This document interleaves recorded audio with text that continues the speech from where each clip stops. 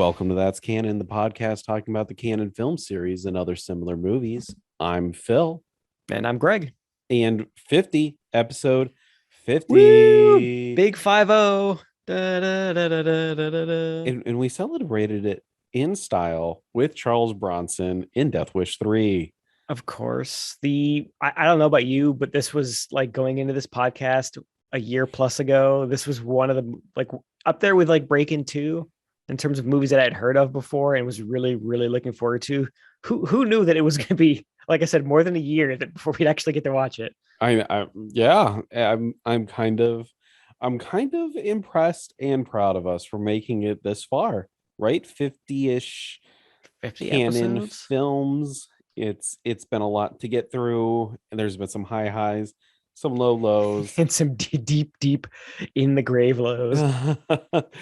And then somewhere in the middle, there's Death Wish 3. What I found interesting getting into Death Wish 3 is that Michael Winner, the director of Death Wish and Death Wish 2, is the director of this. And it felt Yeah. and looked like a totally different director was in charge. Yeah, it really makes you wonder how much influence the Cannon brothers had in the making of it. Because you're right, like it's so stylistically different. It's just different in every possible way you can imagine. The script is different. It just looks different. The music is way different. The structure, it's just all so different. How could it be the same director? Stylistically different in the point that there is no style for this movie. Yeah, it's kind of It looked well, so bland. yeah. And as far as 80s action movies go, it wasn't as like, it didn't have that flair that like your Predators and your Aliens is all had. I mean, I guess it's because it's more of like a crime thriller, but yeah, it's just really hard to believe that it was the same guy who gave us Death Wish 1, which the scene that comes to mind from that one is when he first goes out looking for trouble with that like sock full of quarters, and, Yes. and he ends up like killing that guy on like the waterfront or something who's trying to mug him. Remember how like stylized and moody that It was? looked great. It was shot in like the shadows. Yeah. It was awesome. But again, like the first Death Wish film wasn't it like an MGM film? It definitely it wasn't canon. It was pre-canon. I think they bought the rights to the franchise. I don't remember off the top of my head, but I don't think it was a canon production. And I think wasn't the writer of the original book more involved in that too? Yeah. Yeah, he was involved with it and ended up not really liking the end result of it. The Yeah. the first one was made by Paramount Pictures. Paramount. So, Okay. I mean, I don't know. Even when Canon got involved with Death Wish 2, there were some interesting set pieces just in like the streets of LA, right? Where he was kind of like walking the streets at night and you got to see Hmm. the weird nightlife of LA as he's dressed in his Death Wish costume, we called it, right? Yeah. The like the black turtleneck and trench coat or something, whatever it was. Yeah. And this one, they kind of dropped all of the, I guess, familiar things with Charles Bronson to the point where it was kind of confusing that this was even the same character because he doesn't even act the same. This one is more just Charles Bronson is Charles Bronson. Charles Bronson is guy with a gun, A weird basically. gun too. So yeah, I kind of like his weird gun. Only I think what helped with that is did you see in the end credits they credit the guy or the company who made the gun, like he was like a consultant on this movie. Really? Yeah, I think Wildly that, J. Moore, the designer yeah, of the Wildly. yeah. He had like totally separate credit for that gun because don't they like he it come remember in the movie it comes in that big box and Yeah. it's got like the plaque on it and it says the name. Like there's something charming about an 80s action movie finding just a weird gun that some guy invented and featuring it so prominently and crediting the guy too. Honestly, I thought the gun was fake until I looked it up. it made no sense to me because he was like, oh, if you turn this dial here, it does different things, and I'm like, what? Yeah, I mean, I'm no firearm expert, but they didn't even explain why that little dial was there. I'm sure the there's like one gun nut listening to this is like, that's the thingamabob, you idiots. But I Exactly. mean, it was not obvious to me. No, it wasn't obvious to me either. Death Wish 3 was definitely the one who popularized the Wildey, but you can also find the gun in Resident Evil Village. Really? Yeah, it's in I there. I played a little bit of that game, but I guess I didn't get far enough to. Then maybe that's like an end game pistol. It's like super powerful or something. I could just see like the main character picking up. He's like, whoever's on the other end of this certainly is looking for a death wish. Three. uh, they put the sequel number Yeah. in there. Wink, Oh, wink, winking at like the virtual camera. oh Feel man. stepping power. The movie came out in November 1st, 1985. So I mean, we're even in the same month of when this movie, at the time of recording, that this movie was released. So we've really synced up this Wow. whole Are we? Are we like inadvertently creating a November Death Wish tradition, no, the whether after we like it or not? after you get done eating your turkey, you'll be wishing for death. You wish you had a death wish. Hey, hey, hey. Uh, 3. you always have to append a number to it. Oh man. Yeah. I mean, let's start talking about the movie and Yeah. get into it. It starts off again. So my wife watched this with me, and she even said, Oh hey, that's not the full Canon logo. It doesn't play the music. no, it doesn't. It's like it's half of the full thing. It's the full animation. I feel like, but it's just lacking the little jingle, right? Yes. Which, in my opinion, when you don't get the full Monty, you might be in for a bad time. Uh, as the movie, Interesting. You think there's like a rule there, or I like is there a trend that we're missing? maybe they have to pay the rights for the jingle, and when they get done watching a movie, they're like, "No, I'm We're not not. paying that. I know we spent millions of dollars on this movie, but I'm not paying for the jingle for this one." We're not paying that intern like the $20 licensing fee that he like the kid sitting at the keyboard who made it. Exactly. Exactly. Oh, as the movie opens up, we see Charles Bronson. He's on a bus and he's going into New York. And I mean, obviously it's 80s New York, so it's kind of grimy, it's kind of disgusting. Yeah, they go over they go over one of the big bridges. I don't know which bridge it is. I'm sure it's obvious to people who live in New York, but they go over one big bridge. And I think it's the same bridge that we see at the end of the Italian movie Zombie, where there's like a bunch of zombies shambling into New York. Yes. But it looks just as grimy in this movie as it did in that post-apocalyptic zombie movie. There's like canvas bags hanging around, just like garbage everywhere, people just milling around. Did it actually look like that? I think in the 80s, New York was kind of known for being disgusting um, and like crime ridden. I don't think it got cleaned up until like the 90s era. Yeah, I mean, we'll talk about the neighborhood when we get there, but I was surprised to see the bridge looking so filthy. I didn't think people were allowed to like mill around up there, but yeah, I guess 80s be 80s. As we get the 80s be 80s, as we get off the bridge, we pan to the not so New York location. We're actually now in London, England. Majority of this film was shot in London, England.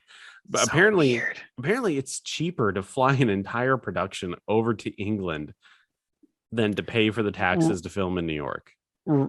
Really? It was Yeah. like for budget reasons it was shot there? Yep. Wow. That never makes sense to me. It's like when I hear of some B movie that's like, oh yeah, we're shooting in some like Uzbekistan because it's Oh, like cheaper. Eastern Europe. Yeah. And I it's like, remember. how is it cheaper? Yeah, it's got to be like tax incentives or like the crew is cheaper. Like the crew is technically competent, but they're cheaper than like a crew that you would get in like a major movie making hub. That's the True. only thing I can think of is yeah, like it's got to be huge because you're right. How is that outweighing the other like the actors and the like the lead people that you're flying over and boarding for that whole time? Yeah, it's I don't know movie finance, so I'm sure it all makes sense to them. It makes sense to someone, hopefully. As we get to the dilapidated area of New York that we will spend majority of the film in, we see a bunch of ruffians entering an apartment complex, and they're about to rough up an old guy that we've just randomly met. And you would think that this guy is inconsequential to the entire plot, but no. Oh, you'd be wrong. Last week we discussed who was going to get killed in order to spur Charles Bronson into action. And apparently it's this old motherfucker. This random old dude who we've not seen or has not been introduced in any way is apparently the catalyst for the revenge plot, or at least for the first half of the movie. Yeah. Odd. It's super odd. The old man he gets duped into going to the front door and opening it, and then Alex Winter from Bill and I know. jumps in, and they start killing this dude over money. He won't pay them protection money, right? And So it's three gang members, and this is Alex Winter's first major film role too. Okay, I was just gonna ask you, like, surely this has to be his first film role because he's like a no-name random ruffian number 5 in this. His I was name like, is Hermosa in the film. Aw. I know, right? I mean, I guess it's better than gang member number 5. And it's better than the other one whose name is Giggler. There's 3 of them. I don't know who the other one is. At least they introduce Giggler as like he gets called by that. Does Alex Winter actually get called Hermosa? I don't think so, because once I realized, I mean, you know who he is immediately when you see him. Yeah, I tried to listen for his name, but it never comes. No, you know, the moment I recognized him, there was like this weird shot where the Giggler and the other guy are roughing up the old man in the background, but in the foreground of the shot, Alex Winter is just like sitting on the floor of this guy's apartment, stabbing his couch with his knife. Just like cutting up the couch, like fucking that guy's couch up. He's kind of like bored. They didn't realize that they were filming. Alex, you're destroying a set prop. Please stop. Whoa, dude. Whoa. Yeah, I don't really remember what this guy's name is either. The old guy, yeah. The old dude who spurs everyone to action, because it happens so quickly. Which really, I mean, the first couple of minutes of this movie really set the pace for the whole movie, because there is so much fat trimmed from this. I'm pretty sure they've gone well into like trimming actual meat of this movie. It moves so fast. They just dispense with any introduction or characterization. And it definitely shows in this scene, because I don't think we maybe get this guy's name midway through when Exposition Grandpa starts dumping on us, but Exposition Grandpa. Exactly. Oh yeah. Man. But yeah, to your point, yeah, I don't know this guy. I don't think we get his name at all until halfway through the movie. Yeah, and as this old dude is getting murdered, we realize that Charles Bronson and him are somehow connected, because Bronson calls his apartment. No one's answering it. Alex Winter does like the pick up and drop of the phone, and then we cut back to the dude getting murdered. We don't see it happening, but we have cuts and flashes of everyone else who lives in this apartment building hearing the murder go on.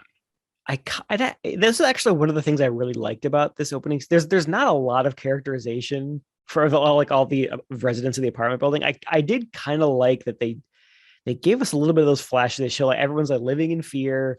They're all afraid to intervene. Like I think only one lady says, "I'll call the cops," but you can see that like they kind of realize nothing is actually going to happen. Like it's going to be too late. I like that they set up that the entire apartment building is on edge. Like they want to act, but they're too afraid. They don't have a Charles Bronson to lead them. Exactly. I like that they set that up. Same here. Yeah, everything that you just said, I totally agree. As Bronson gets into the apartment complex, he sees his friend dying, and he's like, "Hey, what happened?" And then the old dude's like, "Take care of my things till I get back." Yeah. So that is actually my quote of the week. Oh, really? It is because there's really very little said in this movie, especially when we get to the latter half. But I just thought that it encapsulated this movie so well in that it lacked that really meaty reason for him to go do his vigilante thing. I just like that he says, just take care of my things until I get back. Oh my And god. that's almost verbatim the quote. Take Yeah. care of my things, will you? Until I get back. Ugh, and then he croaks. I mean, the first movie we got a savage sexual assault of the wife and the daughter. Killed the wife, left the daughter practically catatonic. In the second movie, the daughter is the revenge catalyst, right? In this, we get unnamed old guy and his things. Exactly.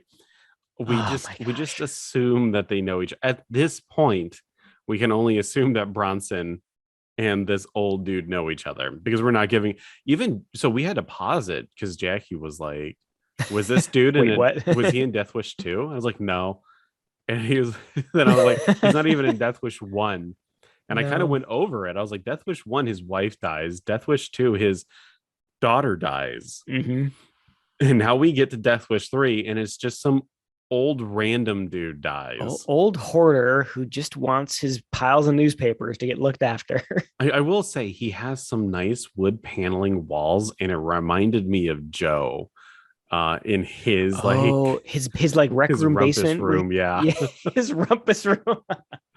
Yeah, man. Remember Joe? Oh geez. Hey Joe. What's new? I love, oh man. Okay, but anyways, as this old dude immediately dies, the cops come in and arrest Charles Bronson. And they're like, okay, we have you dead to rights. You killed this guy. Yep. And as they drive him away, we get a quick flash of exposition grandpa, or as I like to call him, bargain basement Wilfred Brimley. Bargain. Yeah, he kind of does. He has that. He fills that niche where it's like kind of like a blue collar like role model old guy. Yeah. Well, yeah, the kind of the Wilford Brimley kind of role. But That Sans awesome mustache. that guy though, his name is Martin Balsam, and he plays Balsa Wood. Detective Milton Arbogast in Psycho. He's juror number 1 in 12 Angry Men. He's Howard Simmons in All the President's Men. This dude is a right actor. Oh, wow! I just got the flash of him in Psycho. It's Yeah. the chin. He's got that. He's got a chin with a really prominent dimple in it, Yep. right? Wow. Yeah, he's the inspector in that. Wow. Good dude. You're slumming in Death Wish 3. Come on. Yeah, exactly. You're an actual actor. What are you doing here? Well, I mean, that's why they made him exposition grandpa and not Charles Bronson, Yeah, I will say who's also grandpa age in this. he is, and I got some fucking comments about that too. But yeah, it is kind of weird that they kind of stripped all dialogue away from Charles Bronson in this film, Mm-hmm. down to like he only has to say one line sentences, and they give Which, everything to this grandpa. yeah, all of the story, all the backstory, all of the explanation of like what's going on in the neighborhood, it's all given to exposition grandpa. Again, it happens like we're in the first 5 minutes of the movie. This is like that's like half an hour away at this point. But you'd think that we would get something from Charles up at this point, but we really don't even hear him talk until he's well into this stay in jail. Yeah.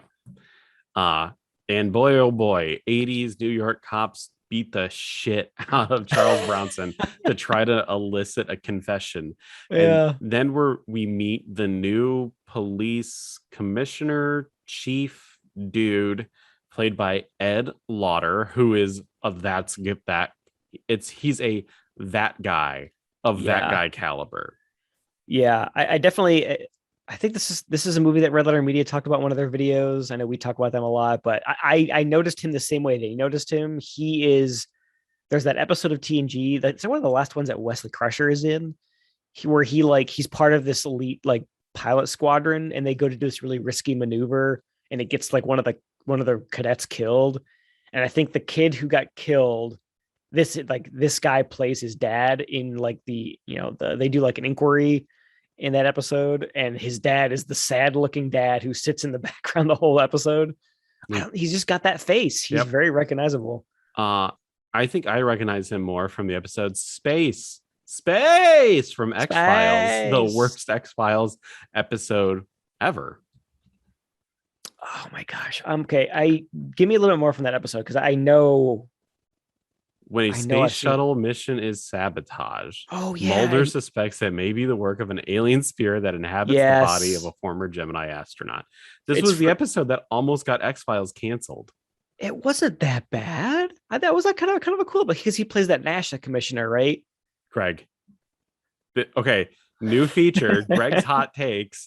Shitty X-Files episodes weren't that bad. The worst X-Files episode wasn't that bad. I don't know. I've got a soft spot for bad episodes of X-Files. I like the Fluke Man episode too. I love the I don't think it's that bad episode. That's one's awesome. Yeah. This one, I like the idea of there being like space ghosts from other planets. Oh man, that's interesting. Yeah. Because I remember that was like around the time that photo came out of like that rock on Mars that kind of looks like a face with the right lighting. Even I think that when you Google X-Files space, like one of the first thing that comes up says this is considered the worst X-Files episode ever. I'm considering the internet the worst internet ever. But yeah, they do the mashup on that guy's face of the face from Mars, right? Yeah. I don't know. I thought that was kind of, it's probably one of those episodes that I saw when I was a kid, and it kind of creeped me out at the time, and then it just kind of stuck with me to give that true. Yeah, a little bit of cut out some slack. If you saw it in the right mindset or like the right time, it probably would have been freaky. But yeah. Space. Space. But so this guy, the police commissioner, the Space Ghost. Commissioner Space Ghost. He goes, "Hey, Charles Bronson, your name's not, I don't even know what they call him. They're like, hey, you're using the name Bob, but I know you're actually Paul Kersey. You're the vigilante from 20 years ago who killed a bunch of people." He's like, "I got a file on you. I'm a big fan of yours. We're going to throw you in the slammer now for the rest of your life without like charging you for murder or anything." Yeah, we're just going to like let you run kind of like under the covers, kind of swept under the rug, and you just basically like exist in jail without charges for the rest of your life. I didn't buy it. Why couldn't they have found one of the more prominent extras from Death Wish and used one of them in this, right? Because I think there was a couple cops in the movie that they featured that were just like random cop, right? And then they could have brought back for this. I don't know. I just didn't really buy the whole contrived of I was there. Yeah, because I remember like the end of that first movie is basically they cut him, they like let him leave, and I say, if you come back, we'll basically kill you. Yeah, because that's what they're talking about doing at the end of the first movie. Like, we need to just like, it's politically like there's no easy way out of this that's not going to like savage us in the papers. We need to just fucking like make this guy disappear. Yeah. And you'd think that that's what they would try to do. Like, I actually came into this movie thinking that the cops were going to be the main bad guys, because he's going to have to like, idea. Right? Because he's got to avenge his friend, but also kind of stay off the cops' radar again, because this is the city where he was originally doing his thing. But yeah, they just kind of, I don't know, it's kind of like a wasted opportunity. It's also, if they didn't kill Lieutenant Frank Ocha from Death Wish 1 and 2, it would have been better if, like, I don't know, if Frank survived Death Wish 2, now he's a retired cop who does, like, I don't know, consulting work. I don't fucking know. Like a PI or something. Was that the like cop who had a cold the whole movie? Yeah, the whole movie. Coughing cop. Yeah.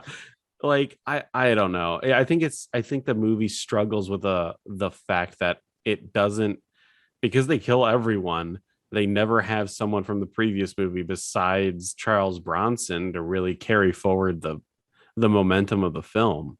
Yeah, the world isn't like lived in by any of the characters we care about anymore. They're all just kind of new faces that Yeah, we're forced to try and care about. But the police commissioner, like you're right, he's just not. He looks almost too young to have been that high up at that time. I don't know. Something about it I just wasn't buying. exactly. As Frank Arbogast from Psycho once said, if it ain't gelling, then it ain't jello, and this just ain't gelling. Uh, Yes, the classic quote from Psycho. from Psycho. So they put Bronson in jail, and immediately he gets like accosted by some giant fat skinhead who ripped the shitter off the wall. And he was not. He was very proud to tell us. He Yeah. just like Charles Bronson looks at him. He looks at the toilet. He looks at this guy, and the guy just says, "I tore it out." Oh, thanks for that. And then we see or meet the villain of the film, who I will say he looks extremely villainous. If he's like a third rate, maybe even fourth rate. Oh shit, I forgot his name. He played Bishop in Alien. Lance Hendrickson. Lance Henriksen, yeah, Yeah, he's like a third rate yeah. Lance Hendrickson. He looks like a grown up version of the weird little like freckled kid from Troll 2, Yeah, he does. right? He just has a weird look about him. He doesn't have really like a ginger kid. He's got blonde hair. He's very freckled though. He looks like a little kid in old like adult makeup, but that's just. And then he also has this weird like reverse mohawk where he's like the hair on down the middle of his head is all shaved, Yeah. but it's got hair around it. It's such a weird looking guy, And but his very name is unique. stupid as fuck. It's Fracker. What? He His has a name? character's name is Fracker. Ew. He's played by Gavin O'Hillery, who was also in Superman 3, Never Say Never Again, the non-James Bond film, and Willow. He's in Willow? Who He is he playing is Willow? Eric Thawbearer. That's gotta be like some weird side character or something. Probably like in the background. He was like, I was in Death Wish 3. As he always like falling off a cliff or something. He's always like trying to steal the scene from Val Kilmer. I was in Death Wish 3. Yeah. But as Bronson stays the night, in the morning, Fracker goes, for some reason, we should kill Bronson.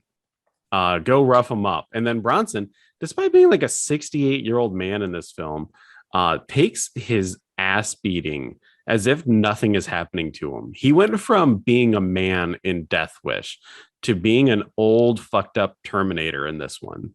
Yeah. It doesn't gel with his old man kind of look. He's very like, a lot of gray hair, but he just takes these beatings like it's nothing. Yeah. A lot of gray hair. Do you think he's bald? That his hair looks so weird. That's a really good point. It didn't even occur to me that might be a toupee or something, but I think he's bald. I think that's a toupee. I need to go back and look. I think you might be right about that. But we see him. I mean, it's a really great toupee if it is, because we see him running in the wind later on in the movie, and that sucker doesn't pop off. So I probably stapled it to his noggin. Ouch.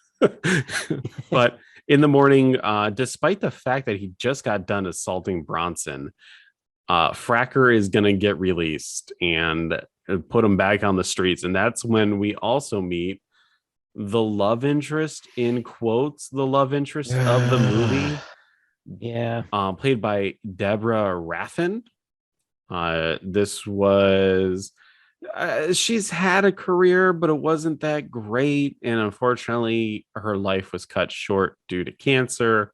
Oh no, that's sad. But she was also in a movie called Grizzly 2, which is about a giant grizzly bear. Not even Grizzly 1. I know. Grizzlies 2. But yeah, and just to note, to make it even creepier, there's about a 34-year age difference between Oh my Deborah and God. Charles Bronson in this film. It's really bad. I mean, we that's like a thing in a lot of movies, even mainstream movies, where the male lead and the love interests are always kind of, it's a little in kind of creepy territory how far apart they are in age, but this, it's just like that on steroids. And I'll call it out again when we get to it, but we get some really uncomfortable like close-ups of them smooching that Yeah. yeah. Even Jackie was like, this is disgusting. Come give grandpa a kiss. Ugh, vomit. Um, but she informs Detective Space Ghost that you're holding Charles Bronson without cause and that he could sue the police department. And he's like, I don't fucking care. And then he starts to brief all of the uniformed officers about how crime is high and how they need to start killing people, or they also need to start to die. As long as someone's in the morgue at the end of the day, that's all that really matters. Yeah, what is that speech? Like, is he trying to threaten the cops, like, do better or you'll be dead? I don't know. It's so stupid. I mean, or maybe his brother is like the coroner and he's trying to like keep him in the job. So See, like, now I don't care what B bodies plot. there are. That's a B plot right there. Ooh. Of a movie. A corrupt coroner's office. Especially a fucking canon film, right? Like, oh, the coroner's office, they have to close some coroner's office around the city because there's just not enough dead bodies to go around. Oh, it would be great. I mentioned that there's parts of the Italian movie Zombie. I forget who made that one. But that takes place in New York. What if there's a B plot? There's like a shared universe B plot where like the coroner's office is experimenting on bodies. There you go. And that's where the zombie virus comes from. And he needs a fresh supply of corpses to keep experimenting on. That's what directly leads them to releasing Charles Bronson from jail, because you're a crack shot, Chucky. We need you to take care of these Brooklyn zombies. Pretty much. That's pretty much what happens. Sans zombies.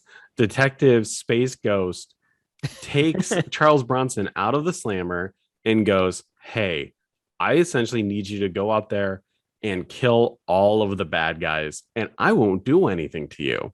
You've got carte blanche on murder as long as who you're murdering is a bad person. Yeah, basically, like, get out of jail free card, license to kill, go out and do your thing. And Charles Bronson, he's pretty much like, okie dokie. Okie dokie, Smokey. He's like, give me my gun. And they're like, oh, well, guns are illegal in New York. Good thing I didn't see that. Wink, wink. Which is, I mean, so here's the funny thing. Like, this cop is, in several occasions so far, shown to like not give two fucks about the rules, basically. I think he even says, like, I don't give a shit about your constitutional rights, as he's like beating the shit out of Charles Bronson. And then now he cares about the rules. We're like, oh, I can't go out there and crack some skulls on the streets. I need you to do it for me so I can sweep it under the rug. Like, why does he care about those rules? Exactly. Because you're right. He does say that. He's like, I need you because I'm a cop. And you think that there would have been like some come-uppance during the film where he's like, ha, you've done all these bad things and now we're going to pin it on you and arrest you. Like, again, that would have been a great B plot where like you think that he's kind of giving Charles Bronson top cover, but then when the shit hits the fan, push comes to shove, they throw him under the bus and he's got to like break out of prison, something like that, where like the commissioner Space Ghost turns out to be a bad guy also. But no. There's nothing like that. Not even close. There's just something. But yeah, Charles Bronson, he accepts the deal and he goes out there looking for death wishes. Three of them. So now he goes back to the ghetto. Or well, no, before that, he has a quick moment with his lady love interest. And when she's like, hey, you're free. Aren't you going to sue the state? And he's like, nope. Later. And he just fucking leaves. Meanwhile, Fracker is back in the ghetto and he meets up with his gang, and his are like doing drugs and wheeling and dealing. And the guy who was left in place to in charge while Fracker was in the slammer, he Yeah. just randomly gets stabbed in the throat for doing his job. It's not like he was trying to take over the gang. He literally said, "You told me to do this while you were gone." And he was like, "Yeah, I did." And then he just stabs him in the neck. Yeah, and like that would have been easily explained away with like a two line thing, even in that jail scene earlier, where to say like, "Hey man, I heard that so and so is trying to take over your crew," Yeah, and then like that would have been enough to explain like, "Oh, he's got to go, make a show of force to get his crew back. Yeah, I'm in charge again." But no, yeah, he nothing. just kind of seems like a random stabbing. Random violent stabbing. But yeah, now Charles Bronson's back in the ghetto and he's meeting everyone from the apartment building, and that's including exposition grandpa, Yay! aka Bennett. Now he wears a hat with a B on it, but I'm pretty sure that's for the Boston Red Sox, not because his name is Bennett. And he's kind of going over the history of the dude who was murdered, and he was like, "Yeah, we knew each other in World War II. You knew each other in Korea." Korea, yeah. And Bronson's like, "I was a conscientious objector," which means like you're not going to fight, you don't believe in violence. Which, yeah, that's a character beat from the original film. Yeah, So kind of like one of the very few callbacks in this movie to the first one. His like other character that he played in the beginning before the whole assault and everything. He was some, yeah, conscientious objector type. But I guess that all changed pretty yeah, quick. pretty quick. And then Bennett essentially he opens up the window and he's like, "Okay, these are all the bad guys and the people I who killed know. my buddy. There's Alex Winter, there's Giggler, there's the other guy, and there's Fracker. They're all the reason why this guy is dead." And they're all conveniently Looking, posed in front of this guy's window. they're all looking at Bennett and Bronson Like out the window. as they're like pointing at them, like, what are you crazy? Like we've already established that, like the apartment windows are like super highways for creeps to become smashing and grabbing and killing. Like why would you gesture at them like that? They're gonna see you. It was so weird. Also to note that the scene is set at night, but if you look outside the windows Oh my during the god. scene, it's broad daylight. It's it's not only it's lit very strangely, like you said. It looks like it's the middle of the day or something. They just got like really harsh halogen floodlights on the whole street. But not only that, it's the streets are packed with people. Like Yeah, there's just so many people, and not just like random gang members out there, loitering and doing whatever they're doing. It's like regular people like out carrying bags of groceries and shit. There's just like so many people out and about at all hours of the day. Like, it's dude, insanity. if this neighborhood is so dangerous, why are you out? Go inside. And I think even Bronson asks everyone, he's like, "Why are you guys still here?" And they're like, "We're not moving. This We're is not our moving. place." I'm like, "Oh God." Oh my god. So contrived to like keep the movie going. Like, we're not gonna move. I know. Uh My but shitty laundromat down the block. It's my family's laundromat. exactly. So Bronson is gonna inhabit his dead friend's apartment while he dispenses justice throughout the neighborhood. And the next day we get introduced to a lovely Hispanic couple played by the British actress Marina Sirtis and Brownface. Oh God, Marina Sirtis, you poor lady. Little did we know how badly she'd have it for the rest of this movie, but the brown face was a bad start. Oh, Real bad. I just couldn't fucking believe it. And then there's another dude. I don't know what this guy's name is. I don't think he's ever really made it in Hollywood. I mean, granted, he's in more movies than I am, but the movie he's in It's is true. Death Wish 3. So is It's that just really something to be proud of?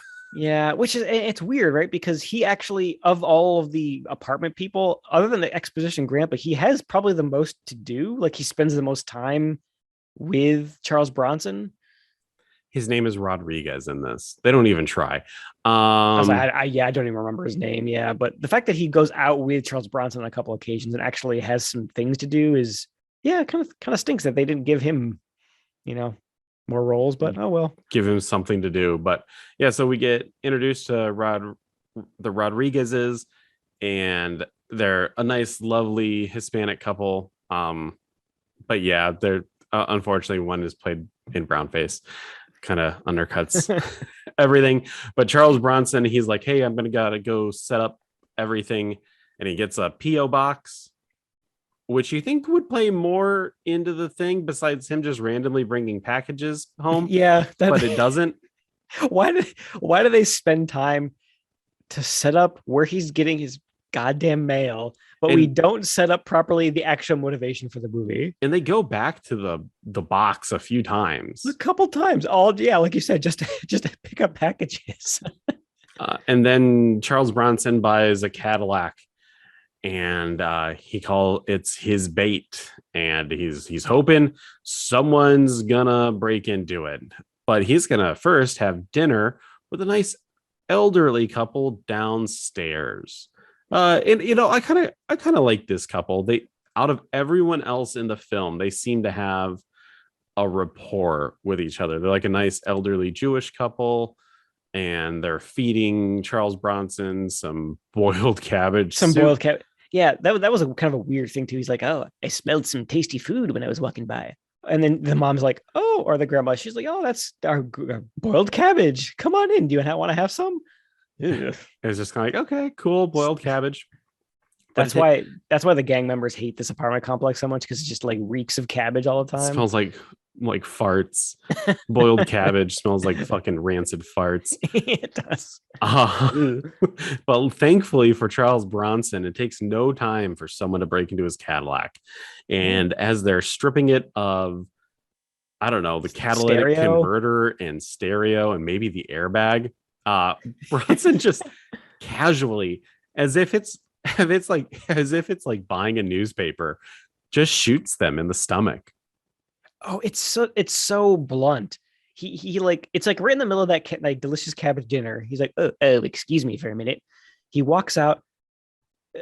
Hey, what's the problem with the car? Get out. Don't worry about it, guy. Get out of here. It's my car. Well, now you're gonna die. And he just like, yeah, like it's like nothing. Just kind of like pulls the gun out of his pocket, caps them both, and then just kind of turns about and goes back to finish his dinner. Yeah, Like nothing happened. kind of weird, very casual, very nonchalant. um and then the next day, I'm assuming the cops are coming to investigate the murder, but the gang of ruffians repel them away. And then we see Alex Winter and Fracker murdering some other gang member because he's on the wrong side of the tracks. And then we cut back to the Commissioner Space Ghost, who again is like, kill people. You're not doing enough. More bodies. Then we go back to the ghetto as Charles Bronson is defending the poor and destitute as Marina Soritis tries to carry her groceries home. There's a kid who I thought he was going to build some kind of like rapport with Charles Bronson, but nothing ever happens beyond vague gestures to each other of like cheering each other on. Yeah, they kind of like gives each other a thumbs up. I think he like buys him an ice cream later in the movie. Yeah.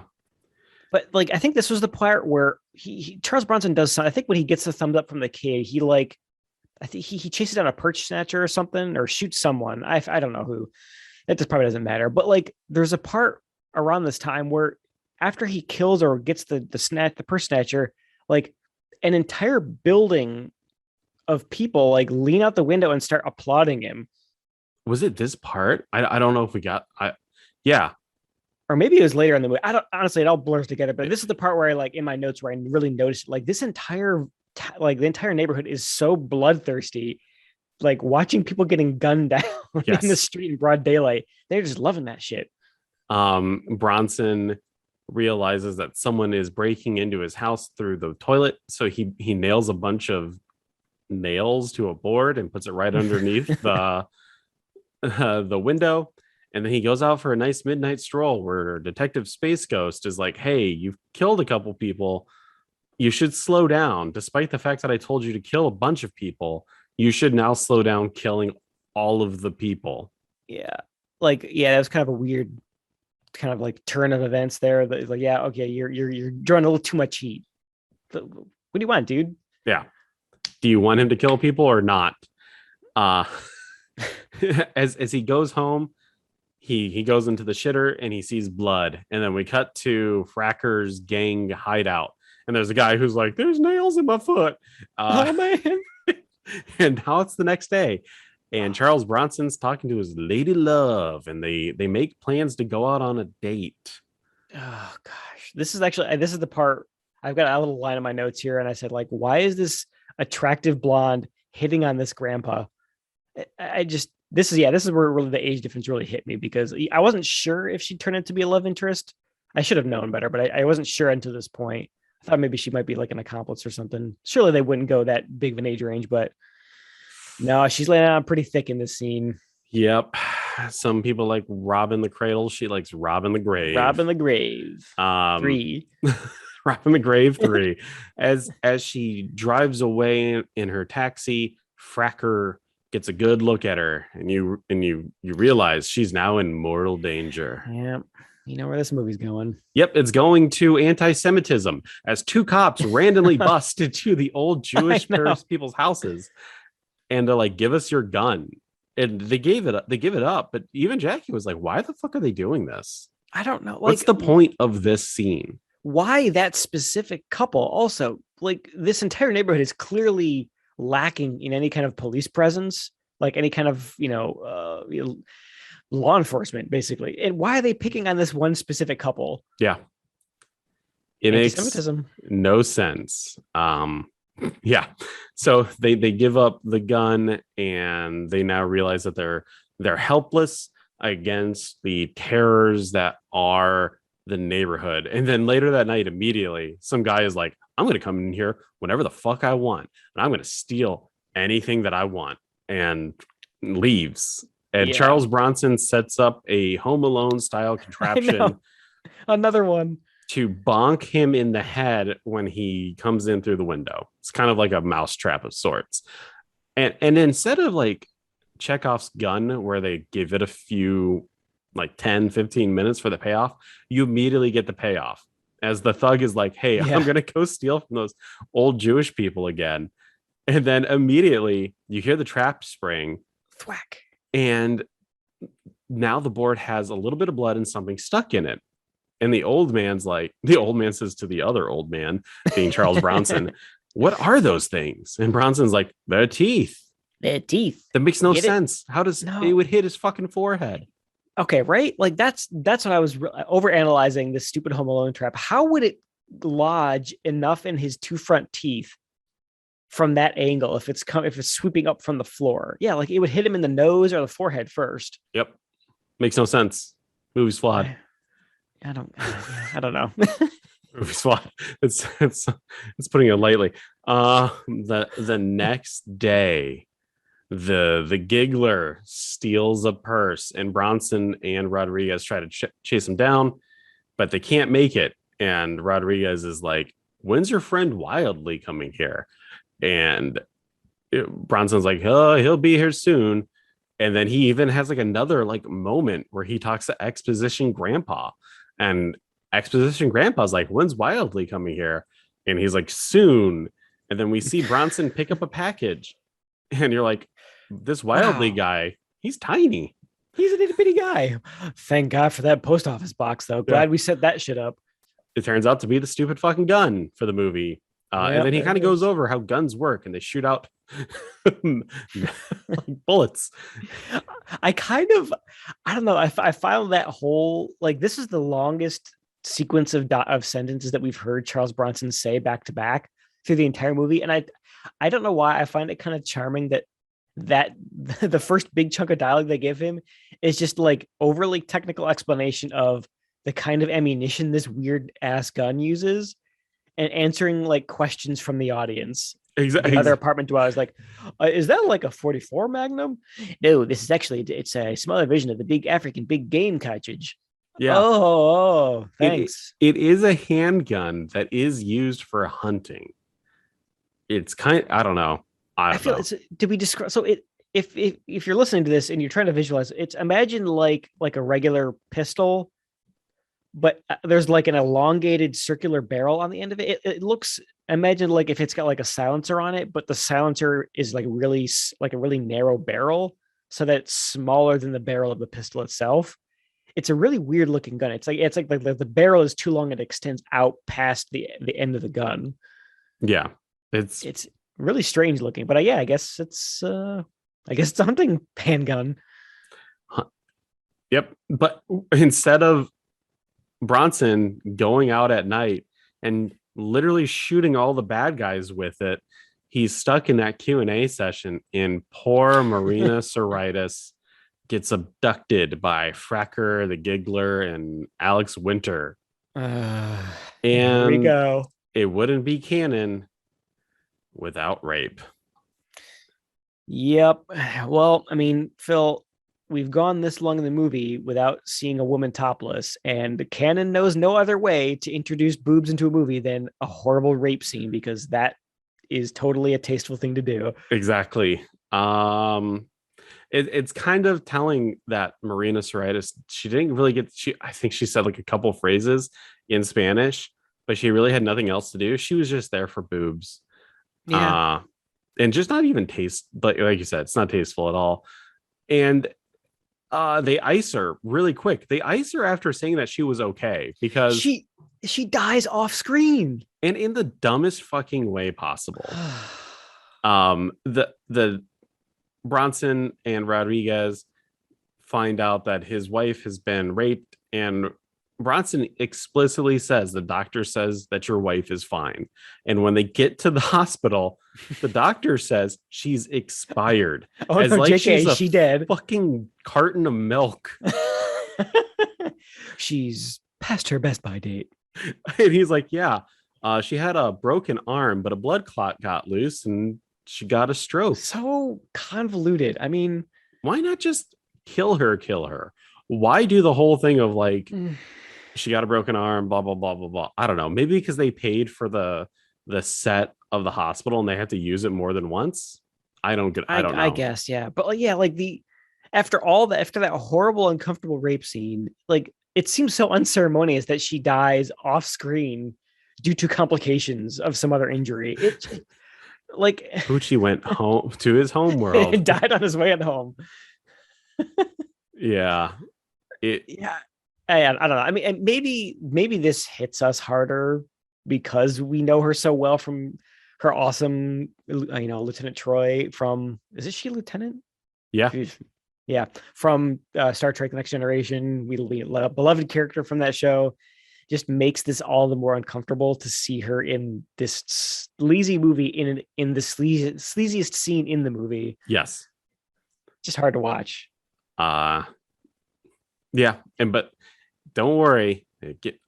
While this might be the hardest scene to watch, overall the entire movie is pretty hard to watch. As Bronson goes back to his ghetto apartment, he loads up Wildey and takes his Nikon camera out for a night stroll, making it very known that he has a camera, which the Giggler can't resist. And he goes to steal the Nikon, and Bronson just shoots him in the back. And the gun packs a powerful wallop. And this is the scene where everyone starts cheering. This is the scene where everyone's like, too early. Oh my God, Bronson killed him. And then the next morning, the gang is like, oh my God, I can't believe Bronson killed him. What about those other guys? The carjacker guys who just got shot in cold blood. What about? No one fucking cared about those guys. No one gave a shit. Why are they all of a sudden surprised that he's starting to doing his vigilante thing? Because Giggler's got a name. It's true. He was a named punk creep. Exactly. Bronson, fresh off of his high and peaking of killing the Giggler, goes to see his girlfriend, in which they have like a heart to heart. He's like, my wife who died 30 years ago, before you were born, right? Like, I don't know. It's just like this really weird exposition between him and his love interest and how she hates the city, but they never bring up the fact that he's fucking old as shit. They do eventually kiss, and it's like, as you said, it is a close up of their mouths kissing. This whole scene is shot very. I mean, in a movie that is already kind of shot a little weird. with its weird like middle of the night floodlights and everything. The lighting in this scene is also it like accentuates the creepiness of this weird like age gap because it's again, I bring up Star Trek again, but like it's like the close-ups in this, it's lit like those Star Trek the original series close-ups where you get like a really narrow band of light Yes. along like the eyes and nose, and the rest of it's kind of in shadow. Like both of them are lit like this, and then when we get that really extreme close-up of their kiss, it's also lit like it's yeah, like the Star Trek close-up. There's something about it. It just accentuates the creepiness of it. Ugh. In fact, in the Why? scene, when they're sitting and it's a two shot of them, the places where they sit are really the only thing that are lit in the entire scene, and it looks so obvious. Yeah, it's like they go. It's almost like stage spotlights on them. Yeah, super weird. Maybe that was the like the lighting person for this movie is just like the lighting kid from the local theater, like the high school theater, and that's all he knows how to do is spotlights. I got these two lights. Where do you want them? Oi, governor, I got these two lights. Where do you want them? I forgot they're in London. Of course, you're gonna have like the little Tiny Tim. Oh, I want some more lights, sir. Some more lights, sir. No lights for you. We fucking beat you in the war. we, we were on the same side, sir. I'm talking about the war 200 years ago. Oi. He throws him like a red coat. Put it on. Man, this Michael Winner, what a weirdo. USA, USA. Oh man. That's how I choose to imagine the behind the scenes of this movie is just the one American director chanting USA after every time Charles Bronson shoots someone. Just being a right bastard. Bronson goes back to the ghetto, and there's kind of like a visual, there's like a stare down between him and Fracker. And Bronson takes this moment to spur into action as he grabs his gun, and as he's immediately shot at, and he drops the gun. So now it's a chase, and Bronson is it's not Fracker after him, it's like someone else, and this random goon stabs Bronson only to realize that he's wearing body armor. Oh, yeah, I forgot. He takes it like it's like right in the kidney area, and I thought for sure this was going to be another weird old man Terminator moment where he just like takes a backstab like it's nothing. Yeah. At least they explain it away with he's got Kevlar on or something. He stabs the guy in return, and there's a bit of a chase, and Bronson ends up on the top of a building, and so does another ruffian, we'll call him. And as if this dude is like 2 pounds, Bronson just grabs him and nonchalantly throws him off the side of the building. Yeah, and he doesn't immediately turn into a fucking horrible dummy. He does. It's a really bad dummy too. You're not kidding. It's comical how it lands. It almost lands like on his feet, but like crunched over the car. Like it doesn't land in a way that I think that he would have died, just that like his knees would have exploded. Yeah, because like he immediately that's how bad the dummy is. Like, and immediately like his like arms and legs are just kind of like spread eagle. He just turns into like a rag doll. But like he lands on the car like he weighs 20 pounds, which is probably how much the dummy weighed. So like he like barely made a dent in the car. It like lands on the car windshield and it didn't even break. Yeah. It was pretty lame. But then Bronson finds his gun. Oh, thank God. And then the next day, the Commissioner Space Ghost goes like, dude, stop killing all of these people. Leave some for us, man. And Bronson's like, well, when you exterminate cockroaches, you have to kill all the cockroaches. And then symbolism. Fracker calls an old guy and he's like, hey, I killed your wife. And it's just like, it's like, oh, that's the laundromat grandpa, right? Yeah. But he gets the least amount of screen time. Who fucking cares about laundromat grandpa? I don't know. Like if they really wanted some serious like impact to make the audience hate Fracker, have it be the wife of the couple who got their gun taken away. Yeah. Yeah, the Jewish couple, right? Yeah, exactly. Kill one of them.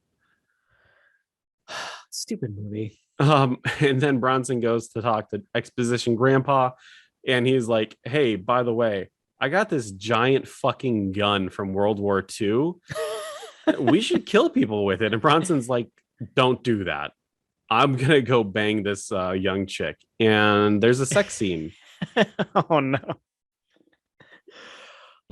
Before we go too far into that, I had to ask you. I think we talked about this before in other movies, but when you go to war, Phil, can you just like take all the machine guns back with you? So Like that's how the army works, right? I think in World War II is a little bit different in like because a bunch of people got it's not conscription, they got drafted, right? Yeah, And yeah. then when they came home, I don't know. I think they just kind of like went home, especially after we won the war. I think I don't think it would have been uncommon to be like, hey, Sarge, like I got this German handgun and I'm taking this home. But to go, I'm taking a fucking machine gun home. Like It would have probably been like, cool your fucking jets there, chief. yeah, yeah, seriously, they're Dirty Harry. Like it's this I feel like we're underselling the size of this machine gun. It's like something that you would mount on top of a Humvee. It's not something a human person could walk around with, let alone fire Yeah, barehanded. it was definitely weird. Yeah, just brought it home from the war. I What? I think like souvenirs, quote unquote souvenirs were Yeah. probably acceptable, but taking a home machine guns weren't. No, something like yeah, like you said, like a handgun or like a glove or like a banner or something that you could like stuff into luggage or I'm something, pretty right? sure if you were like, this is the rifle that I carried, they're like, it's a rifle, not a machine gun, you know? Like, Yeah, it's not it's your like your issue arms, your yeah, sidearm, your like your main rifle. That's one thing, like you said, but like they don't issue big guns no, like that to people. it's it was absurd. Yeah, It was absolutely, and it I gets mean, even more absurd. oh yeah, that's not even the biggest gun that we see. Um, oh, I'm not even talking. I'm still talking about this. It was. I'll when we get there, Oh, I'll remind you. Um, so after the quick love making session, oh Bronson's my got to pick god. up some more packages. And as he leaves to go into the post office, Fracker punches this woman right in her face, and they pop the car in neutral and send it down a hill where it maybe at 10 miles per hour hits another car, but that causes a catastrophic explosion and she dies. Oh my. Okay, so break this scene down a little bit more. First of all, they get done banging, which is super weird. And I just gloss over the less said about it, the better.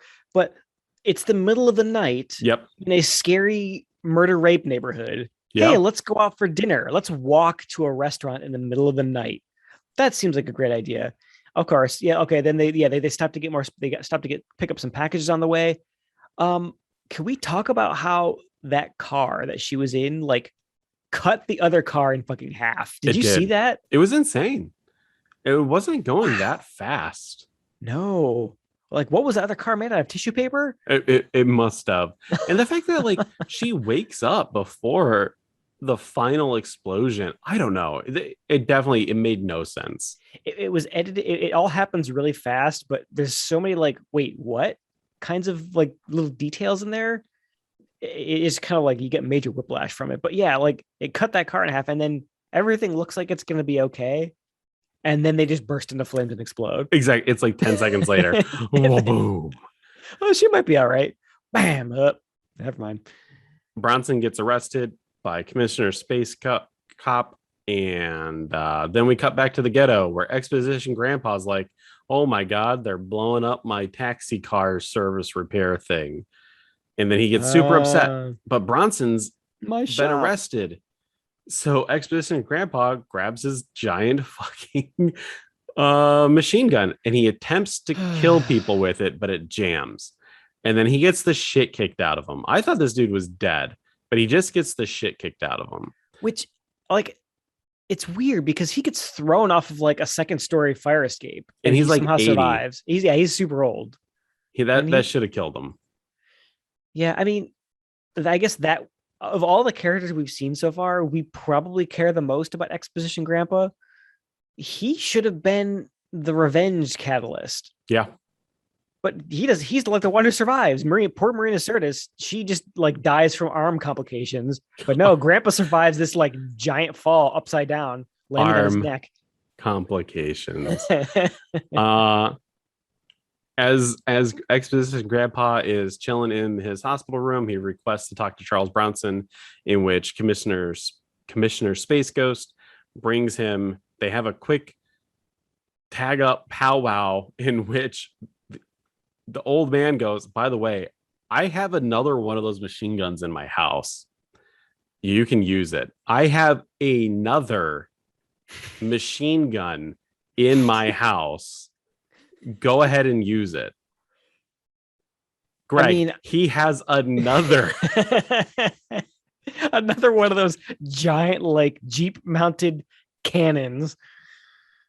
It's insane. I mean, we could be talking out of our ass here. If there are any veterans in the listening audience who want to tell us that no, they actually did, like, they hand out giant machine guns like candy after you come home from a war, please email us and let us know so we can correct ourselves. But what was going on in World War II that people are just like waltzing home off the boat with machine guns? Nazis, man. Maybe Nazis, man. It was a different time.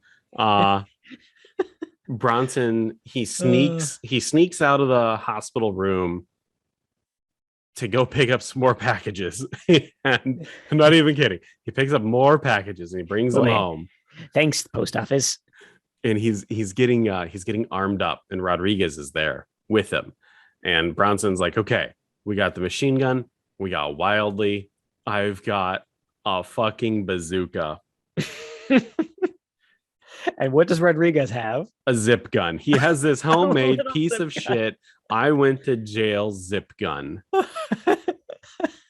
and the best part about that is, like, he says that that's all he has, and Kersey just, yep, okay, well, let's go. Don't look at my guns. Doesn't offer him a damn thing from his arsenal.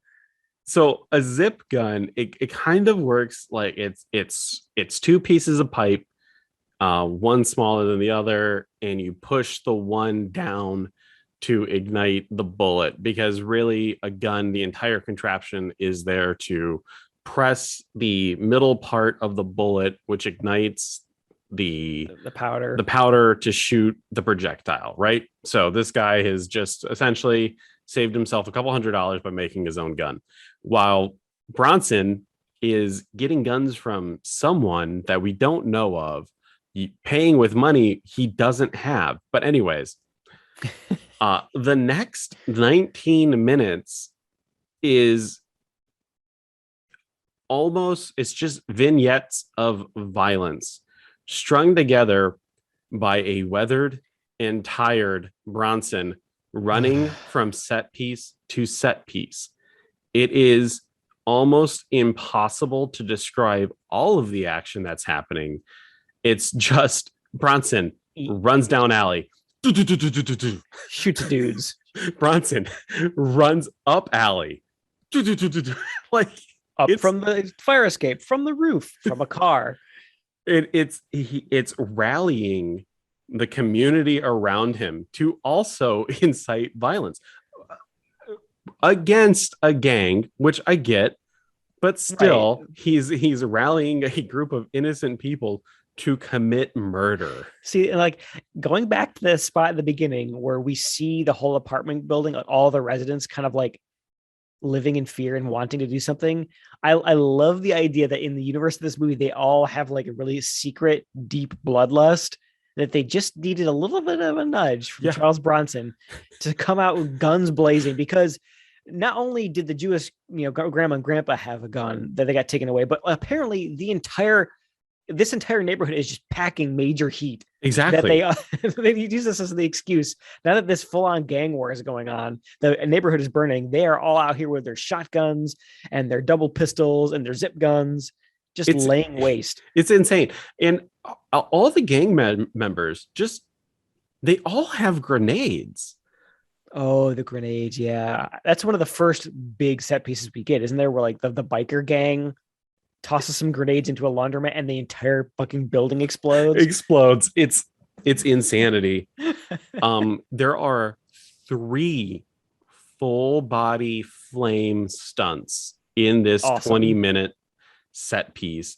And they're definitely awesome. They're not cheap. Like these people are on fire. It's great. Oh yeah, and I mean, I know we compare to Action USA all the time. Action USA has like more fire stunts per capita than anything else you've ever seen. This scene comes close in terms of packing them really close together. It's, I mean, Yeah. maybe in one of the Exterminator 2 movies when he had actually used the flamethrower, did we get more? Yep. But We had a couple there too. I mean, there. The thing is, there it's a lot of action, and the problem is, we went an hour and 10 minutes of light action, only for them to just start blowing their load for 20 minutes to the point where it's like this is not fun anymore. Like, it's uh, not anchored by anything meaningful. yeah, So it just, yeah, like you said, it's Charles Bronson running from action set piece to action set piece. All of the stunts and action is actually not bad. We get some falls, we get some fire stunts, we get some explosions, we get all cool. motorcycles coming down the road, and then they pull a chain, and all the bikers go flying off. Awesome.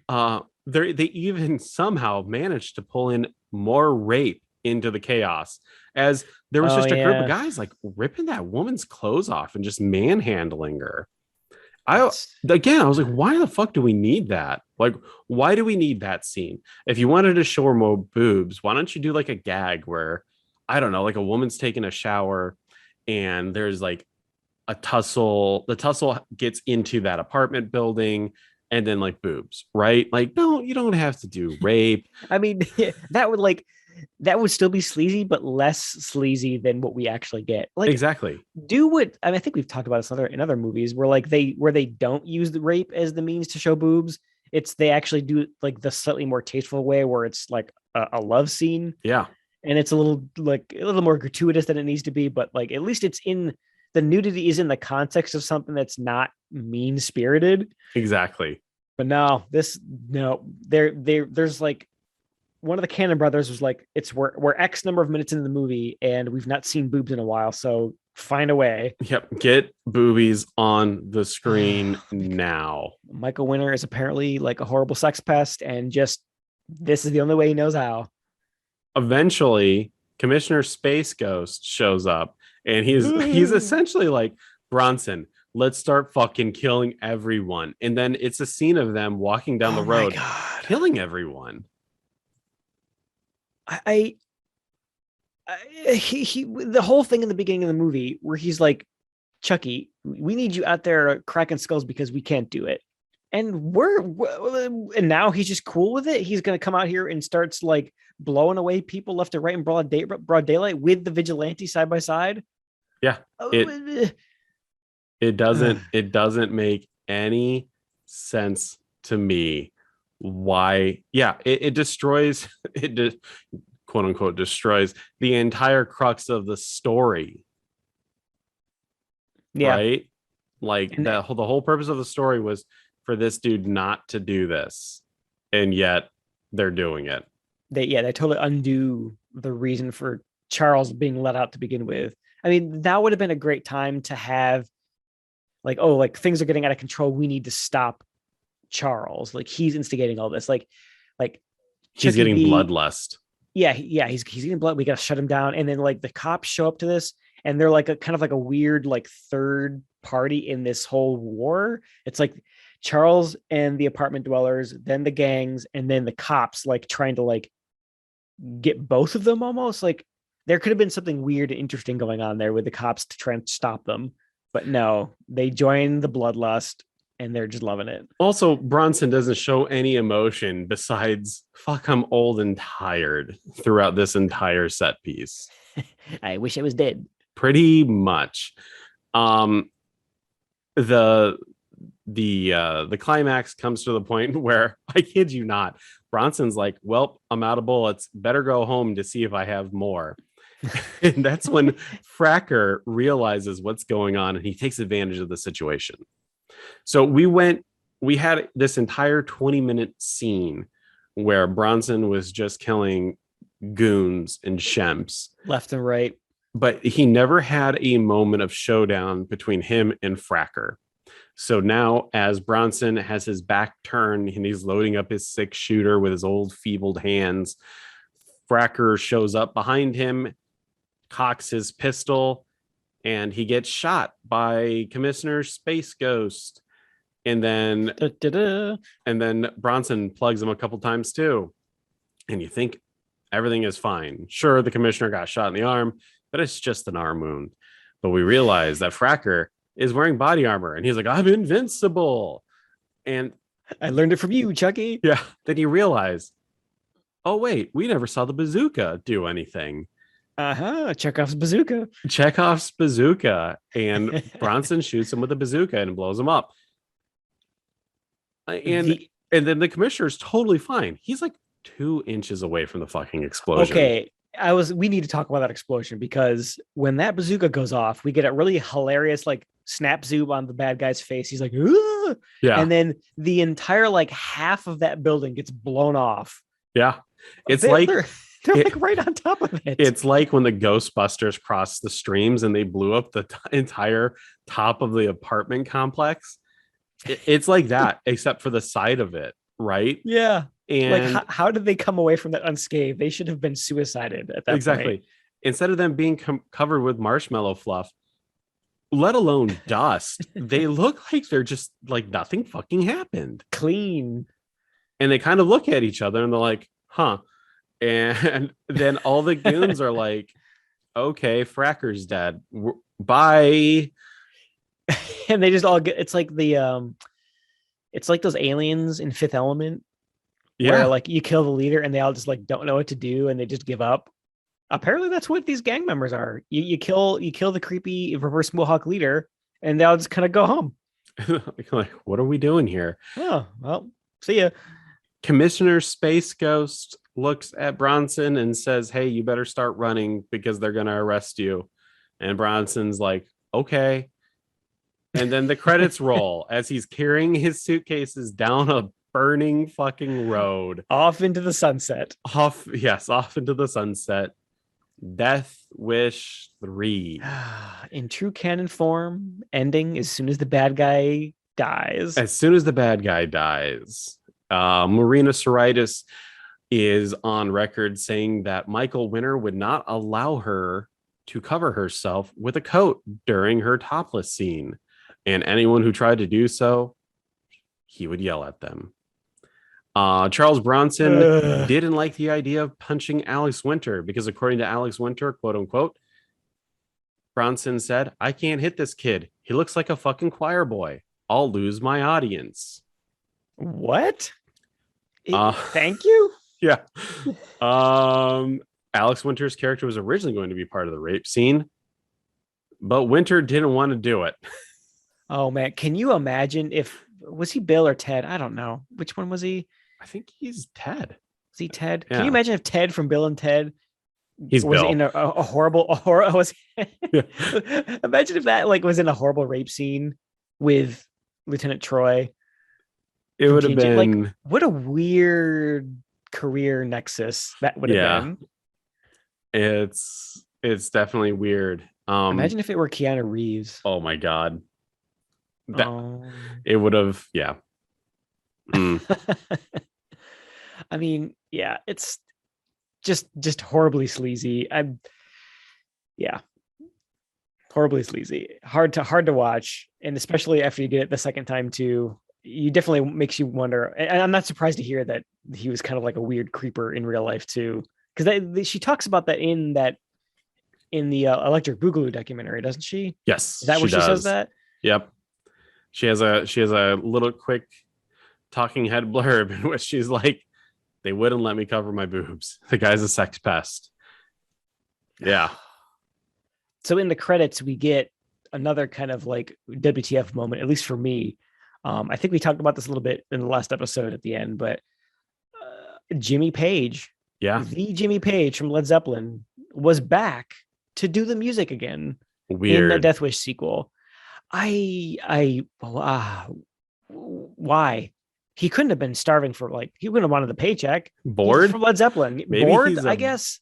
Big Bronson fan. Maybe, yeah. I mean, they did shoot it in London, so maybe he was just like around at the Menachem time. Golem has pictures of his dick. Blackmail of some kind.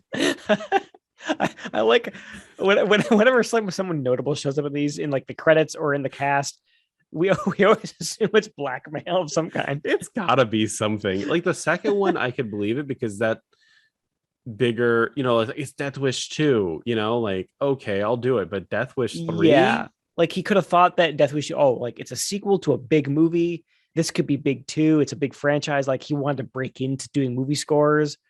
Like, okay, like fool me once, shame on you. But fool me twice, shame on Jimmy Page.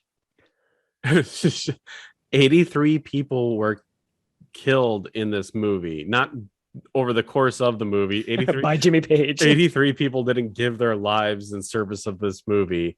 83 characters died in it. If any one person died making this movie, that's just a damn shame. There were several scenes deleted in order to prevent an X rating. A close-up of Fracker sticking the knife in Hector's throat. 2 men raping another man in jail. Whoa. They cut another rape scene out of this movie. Thanks, I guess. A meeting between the DA and the Commissioner Space Ghost. Paul Kersey using a mattress as a punching bag. Giggler breaking Maria's arm after the rape, which oh my god, that's what she died from. Now don't need that, just have her die off screen. A Cuban person snorting heroin and smoking a PCP laced cigarette in addition to more drugs that he takes. We see a lot of drug use already. What is there like a number? Is there like a count of minutes that can be drug use that you need to be under for an hour or what? Maybe the more illicit the drug, the worse the rating. Right? Oh, like intravenous drugs are like showing someone shooting up. I feel like we saw that too, didn't we? Doing ecstasy, that's whatever. Oh, but did you popping pills, whatever? Exactly. You injected that into you? Oh, that's an R. Yeah, I guess because we see like them snorting off of like a mirror, or I don't know what it was, but I guess that's tame. But having like a crack pipe or like a needle is just too much. Cocaine is a high class drug. I guess. According to the book Bronson's on the Loose, the original title of the movie was the original working title was Death Wish 3 in Roman numerals, but was changed to Death Wish 3, the number, because the Cannon Group conducted a survey and found that nearly half of the people from the United States that they surveyed didn't fucking know Roman numerals. For 3 is easy. It's just 3 lines. I think Rocky 3 was in Roman numerals. Were people confused? We're like, is this Rocky 2? I don't know how many of those things are there for the numberings. Rocky, I. Like, were their minds fucking blown when they went to go see Rocky IV and he never got an IV in the movie? Who were they surveying? Like children? Idiots. Did they intentionally find the dumbest people they could? Commonplaced American-grown idiots. This isn't the first time I've heard of something like this. You've heard of A License to Kill, the James Bond movie. Originally, the title was called License Revoked. People, when they did the survey, didn't fucking know what revoked meant. What? That's why they changed it. People just didn't know what revoked meant. Exactly. Who are these people? Are they going to like fucking Alabama? So like, I feel like there's some words like that, like that are maybe something that you would use a lot in like everyday language, but are common enough in like forms and like things you do to like buy a house or get like a driver's license, things that you encounter them enough in the wild that you know what they mean, but even though you would never use them, that seems like one of those words. But apparently, they're in like, middle of nowhere, Arkansas or something. Sorry for all the Arkansas. audience members out there, but I Didn't they do that guess. for Harry Potter? Isn't it called like the Philosopher's Stone? Yeah, And then it it's was. They changed it to Sorcerer's Stone. Maybe that was a cultural thing. I don't know, but Philosopher's Stone. Yeah, I guess it's a whole lot of P's and H's in there. I don't know how to Harry pronounce that, man. Potter and the spooky stone of magic. And the magic rock. Well, I don't understand what a rock is. Is that like a crack rock? Give me that crack rock, Harry. Harry Potter and the Philosopher's Crack Rock. I'd watch that. I'd watch that instead of Death Wish 3. Death Wish 3 had a budget of $10 million and made $16.1 million God damn it. at the box office. The film was Of course rushed into production because of the subway vigilante killings that happened in 1984, in which a man killed 4 muggers on a subway. Yeah, I remember that. What's the guy's name? I don't remember. I was Bernard Goetz. The film was rushed so quickly that they didn't even color correct it in the final print. I mean, that actually kind of shows. I mean, I don't know. There's something we talked about the look of this movie in the beginning, but Bland. It looks bland. Maybe that was wise because it's just like all kind of washed out. They didn't do a good grading on it properly. It is the visual representation of a mayonnaise sandwich. Oh man. Well, I guess before we get off the topic of people dying, you mentioned like the on-screen body count and the idea that no one actually died in the making of it. There's one thing I wanted to mention was there's a stunt near the end that I legitimately thought someone could they just scared it by getting killed. Do you remember there's a spot? There's like a burning building and then a bunch of fire engines show up and start to try to put out the fire. Yes. And a guy, we get a long shot of this building way engulfed in flames. And then we see a stuntman jump off the roof. Yes. From a distance. It's not even a stunt that they focus on. I feel was that an accident? Was there someone left on that roof and the guy had to jump to safety? I think that guy realized that the building was falling down around him and he needed to save his own life. That's the thing. Right after that stunt happens, which was super impressive. It's a scary scene. And then not 2 seconds later, we see the whole front balcony of that building just fall off. Yeah. Into dust and ash and flames. Holy shit, why did they not focus on that more? That was really impressive. If that was intentional. If it was an accidental thing, then oh my god, how did someone not die? It's it was definitely, I definitely did notice that. I just figured it was just because of how quick and loose Canon is with literally anything. Yeah, they set it up but didn't have time to properly get camera coverage on it and just it's too expensive, we can't do it again, we already burnt the building down. Whoops. The film includes a scene involving punks attempting to rape a black topless woman. She was the only black rape victim in the film series. The role was played by Sandy Grizzle, the then lover of Michael Winner. She would subsequently report of this relationship in the tabloids The Daily Star and News of the World. She claimed that the director Michael Winner whipped her and used her as a sex slave. Death Wish 2. Death Wish 3. 2 stars. So you're going to hate me. You're going to give it 3.5, aren't you? Because you're going to be like, I had a good time. As much as we've been ripping on this movie and as horrible and sleazy it is, I was entertained through the entire thing. I kind of liked it. I gave it a 4. What the fuck? A 4? I can't explain it. I think here's the thing. I can chalk it up to expectations, and I think I've talked about this in other episodes where my expectations are just so out of whack with what we got that it just I'm predisposed to hate it. I think the opposite happened here. I knew that's what this was that this is what the movie that we were gonna get, and it delivered on my expectations, and I just had fun the whole time. It is as nonsense as it was, as little sense that the action made, as little setup as it was. I don't know. I feel like this is the kind of canon trash that I came into this podcast expecting, and it delivered. I'm I don't know. shocked. It's because honestly, so am I. Like, it's objectively bad. It's objectively worse than Death Wish 1.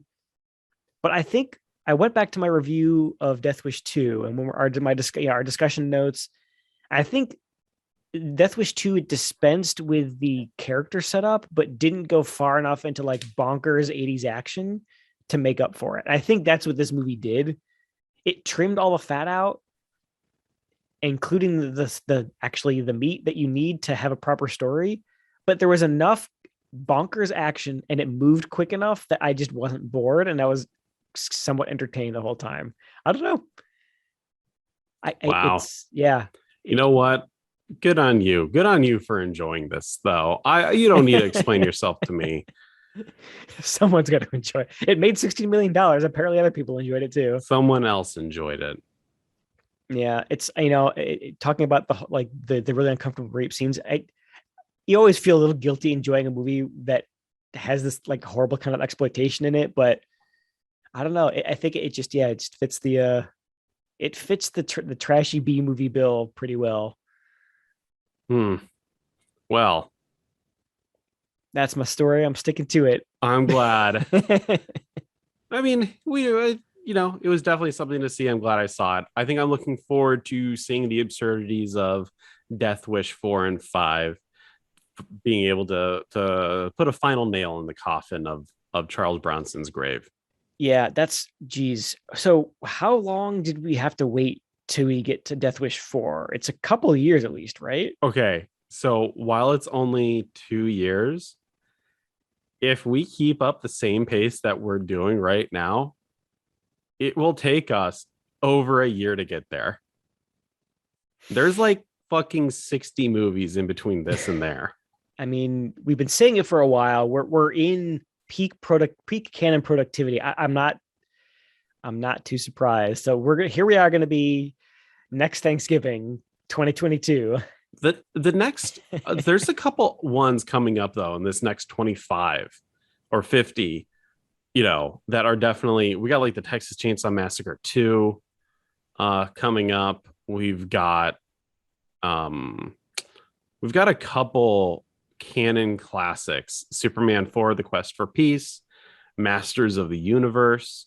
We have a couple Vinegar Syndrome movies too: Tough Guys Don't Dance, Alien from LA. Alien from LA, yeah. So I think we're definitely gonna have some highlights coming up, and some more Chuck Norris.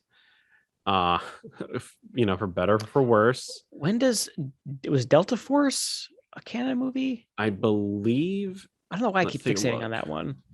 I'm trying to think because I feel like all the like Invasion USA was the big one that I was remembering. Is that okay? So that's Delta Force is in 1986. In fact, we are 1, 2, 3, 4, 5 movies away from seeing Delta Force if we can find all 5 of these. Okay, because I knew this one. I knew Death Wish 3 came out around, actually, like you said, in November. So I knew we were getting close to the end of 85. Yeah. So, okay. So that tracks. Technically, the next one is a movie called Aladdin. I can't find it anywhere. It's an Italian-American family film. So that's definitely one that I've put on the back burner to try to find. So we'll eventually swoop around to find that. Oh, that sounds awesome. But talking of movies that we missed that I've been looking for, I have found The Last American Virgin. Oh no. Can't it stay dead? we're gonna flash back to 1982 and we're gonna watch The Last American Virgin, which is the remake of the 1978 Israeli film Lemon Popsicle. Oh my god. The movie stars Diane Franklin of Better Off Dead fame, and a couple other I know those people from the 80s. A couple of other guys. Yeah. Okay. Man, everyone in our listening audience thought that it was going to stay dead. We were never going to get to it. It was going to be a lost boner comedy, but oh my gosh. But this boner comedy took some Viagra and peaked out through the cold rubble of Death Wish 3. Where did you find it? Is this some kind of like sketchy Russian streaming site? I found it on YouTube. Yeah. Yeah, I found it on YouTube. Yeah. Oh, is it like a recent upload, or did it just take a while to find the right keywords? You know to what? get It got to show up? uploaded in 2013. So It I was, it I was think there I all along. finally hit the right combination of Google Like search terms, yeah. searches. But yeah. But before we close out this episode, what did you watch anything good? I know this Anything good? I mean, hey, Death Wish 3 again. I was entertained, so but in addition to Death Wish 3, yes. So we actually we rewatched this a couple times now, surprisingly, but Becky and I rewatched Knives Out, nice. the Rian Johnson movie. I think it was 2019, right? Yeah. I don't know. It's such a good murder mystery. It has like fall winter vibes for us that I think it might become something that we watch around Thanksgiving time every year. I don't know what it is. It just kind of has that vibe about it, and it's just like a fun. If you've not seen it, I don't want to spoil it, obviously, but it's a great murder mystery. So many great characters, great performances, like funny and clever, and it's just a kind of movie that we don't get a lot of. I mean, everyone compares it to Clue. That's as good a comparison as I can think of, and that came out in what, like early 80s, right? Yeah. So It's definitely a good movie. Yeah, and it's not. I remember seeing trailers for it, loving the look of it. It was like, oh, it's not something I would normally go see in a theater, but we ended up going to see it and really loved it. It was kind of like a dark horse thing for me. I did not expect it to be as endearing to me as it was, but yeah. So yeah, if you haven't seen it, go check it out.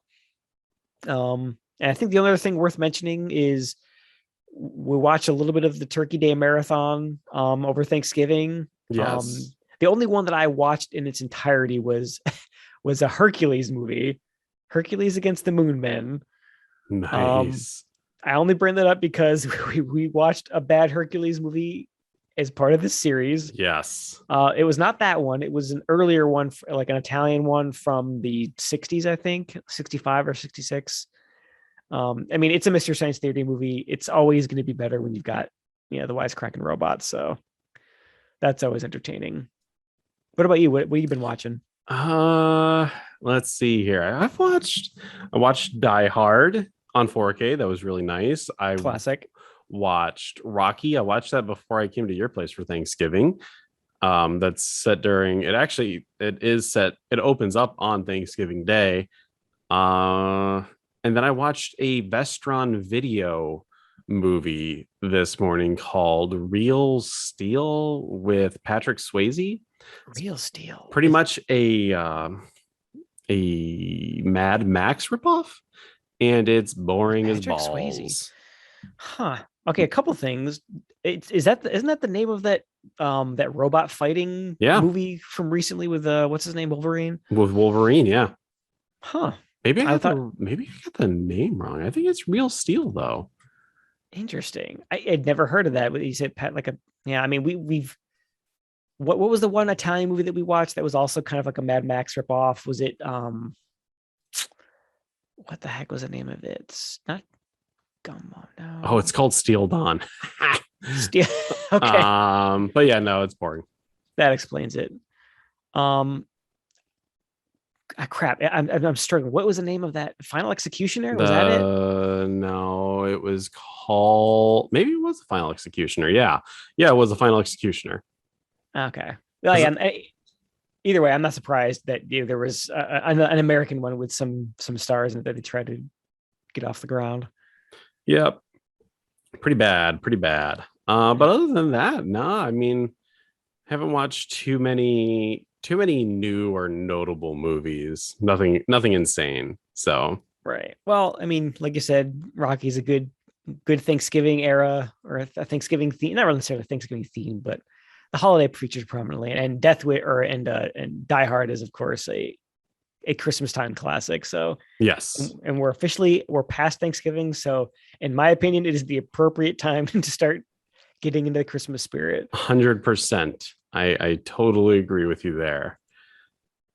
Well, I mean, we already said what the quote of the week is, but let's hear it again here. Charlie,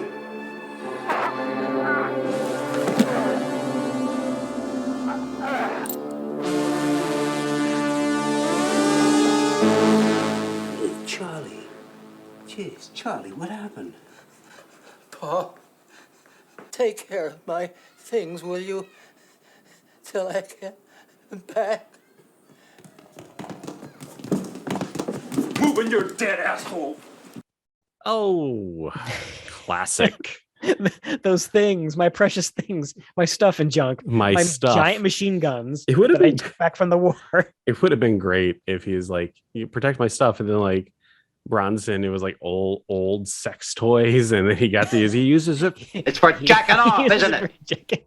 Man, who'd have thought that we'd get so much mileage out of that 10 to midnight quote? Oh my god. Charles Bronson talking about a motorized sex toy. Yeah. Ugh.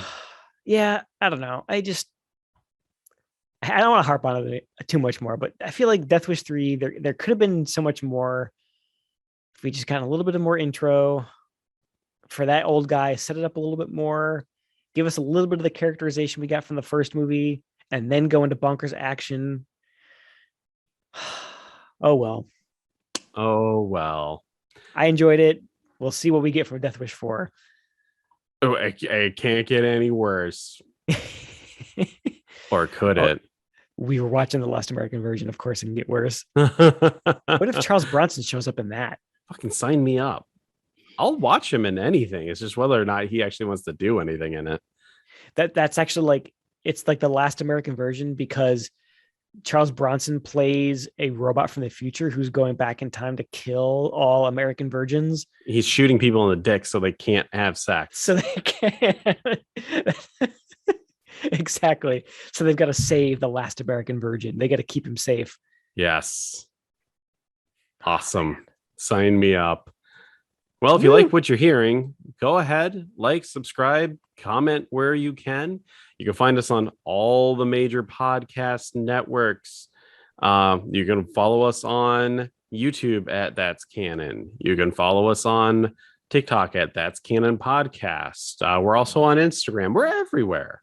Wherever you want to be or don't want to be.